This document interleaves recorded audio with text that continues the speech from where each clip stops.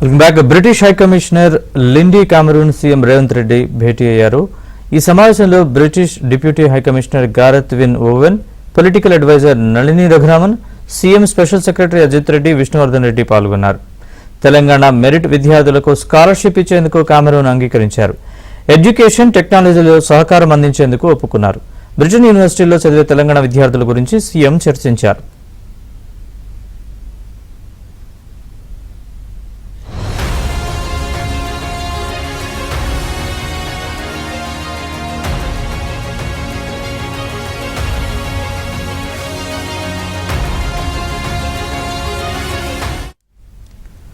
రాష్ట్రంలో తెచ్చే కొత్త విద్యా విధానం డ్రాఫ్ట్ గురించి వివరించారు. రాష్ట్ర ఉపాధ్యాయులు, ప్రొఫెసర్లకు శిక్షణ ఇచ్చేందుకు బ్రిటిష్ హై కమిషనర్ సంసిద్ధత వ్యక్తం చేశారు. మూసీ రివర్ ఫ్రంట్ అభివృద్ధిలో బ్రిటిష్ కంపెనీలు భాగస్వాములు కావాలని, జీసీసీ, ఫార్మా, నాలెడ్జ్ అకాడమీలో పెట్టుబడులకు ముందుకు రావాలని సీఎం రేవంత్ కోరారు.